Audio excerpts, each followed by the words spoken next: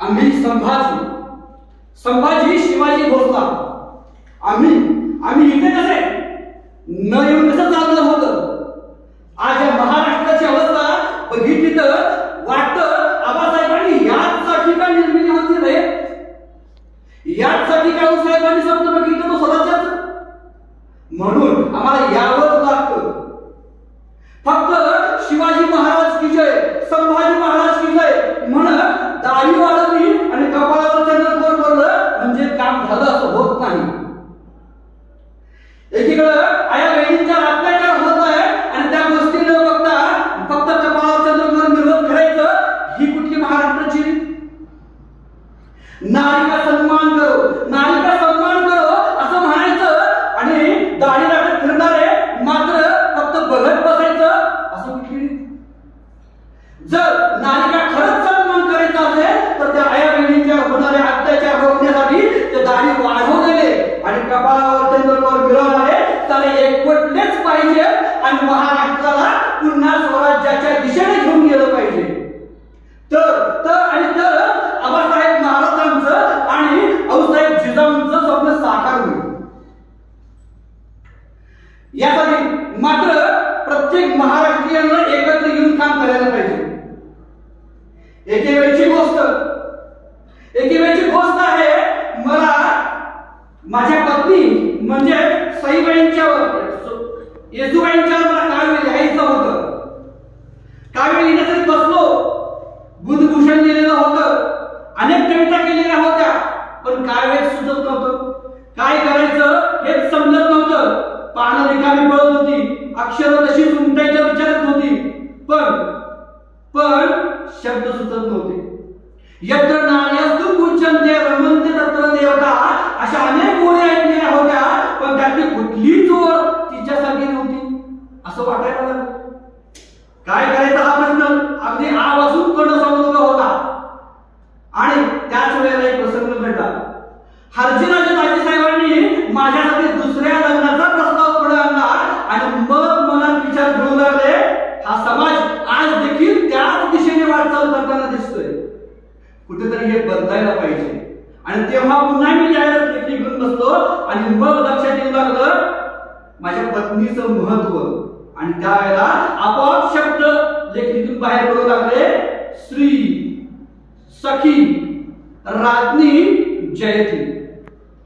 श्री सखी राज्ञी जयती या शब्दांचा उल्लेख ऐकला मात्र वर पाहता की याच कालखंडातली एक ओळ वाटेल, पण या ओळीमध्ये लोटून गेलेली अनेक युग दिसायला लागतील. या ओळीचा विचार करायचा झाला तर प्रत्येक शब्दाचा, प्रत्येक अक्षराचा विचार करावा लागेल. आणि मग बारकाईने पाहिल्यानंतर या सगळ्या गोष्टी समोर येऊ लागल्या आणि माझी लेखणी एकाच ओळीवर थांबली, श्री सखी राज्ञी जयती. वर पाहता ही एक ओळ होती, पण या ओळीमध्येच माझ्या पत्नीचा गौरव होता, या ओळीमध्येच माझ्या पत्नीचा सन्मान होता. हा सन्मान राखण्यासाठी मला एवढी एक ओळच पुरेशी होती, कारण ही ओळ म्हणजे माझ्या भावनांचं स्फूर्तिगीत होतं. श्री सखी राज्ञी जयती. तो काळ असा होता ज्या वेळेला स्त्रीला बाहेर पडणं मुश्किल होतं आणि फक्त आबरू जायची वेळ होती. आबरू जात होतीच, तिच्यावर नशीब उडवतं फक्त विहिरीच्या तळाशी झालं. नवरा मेला तर जळत्या लाकडांना मिठी फक्त बाईनच मारायची. पुरुष कसाही सारखा वागला तर त्याच्या नावाचं कपाळावर कुंकू अगदी अभिमानाने मिळवायचं. ही कुठली रीत? या सगळ्या गोष्टींचा विचार केला आणि तेव्हा वाटू लागलं सईबाईंचं स्थान, येसुबाईंचं स्थान, सोयराबाईंचं स्थान माझ्यासाठी खूप वेगळं आहे. स्त्रीचं बाहेर पडणं मुश्किल होतं. मग अशा वेळेला लक्षात येऊ लागलं स्त्री फक्त नाकात बेसन घातलेल्या एका गायीसारखं कधी पाठीमध्ये फिरत होती. कधी रानात, कधी वनात, कधी माझ घरात आणि कधी शेज घरात. बोलायचं नाही, राबायचं, कष्ट करायचं आणि मरून जायचं, एवढंच तिच्या नशीब उरलेलं होतं. आणि या वेळेला आबासाहेबांनी त्यासाठी प्रयत्न करायचं ठरवलं. आबासाहेबांनी त्या प्रत्येक पुरुषाची वृत्ती बदलायचं ठरवलं आणि त्याच्यासाठी त्यांनी यशस्वीपणे प्रयत्न सुद्धा केले. आणि तेव्हा ही वृत्ती बदलण्यासाठी त्यांनी पहिलं पाऊल उचललं होतं. वय वर्ष रांजेकर गुजर पाटलाचा ज्या वेळेस त्यांनी न्याय केला, त्या न्यायात या ओळीची सुरुवात होती. त्या न्यायात या ओळीची सुरुवात होती आणि पुढे ज्या वेळेला एका मुस्लिम स्त्रीला त्यांनी आई समान मानलं, त्याच ठिकाणी या ओळीचा उगम दिसू लागला. श्री सखी राज्ञी जयती या ओळीनं मनावर अधिराज्य गाजवायला सुरुवात केली होती. प्रचंड अराजकता असलेल्या आणि मोगली शपथ अंधाधुंद करत असलेल्या त्या कालखंडामध्ये स्त्री, चिंधी, लष्कर एकाच गडीवर टाकण्याची तो कालखंड होता. आणि अशा वेळेला आमचे आजोबा शहाजीराजांनी जिजाऊबाई साहेबांना पुण्याला पाठवलं. परकी माणसं आणि त्यावेळेला पतीपासून दूर आणि सोबत 10 वर्षांची आबा असं असताना देखील आजोबा साहेबांनी जिजाऊंच्यावर जो विश्वास दाखवला, त्या विश्वासामध्ये ती ओळ होती श्री सखी राज्ञी जयंती.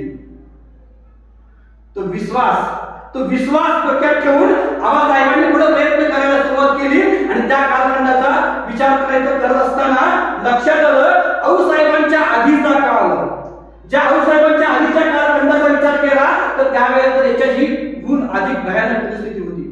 त्या कालखंडातल्या 3 घटना आजही आम्हाला छळत आहेत.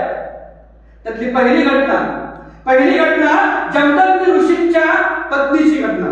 माता रेणुका कोणताही अपराध नसताना तिला शिळा बनून राहावं लागलं. दगड बनून त्या ठिकाणी ती स्थिरतेनं रामाची प्रतीक्षा करू लागली. काय सुरुवात आहे त्याची?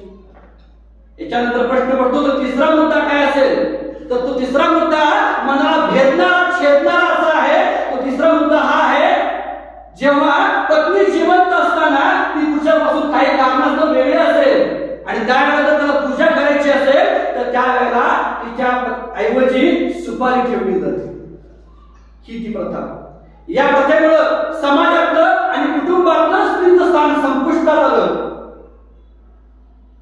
वाटू लागलं.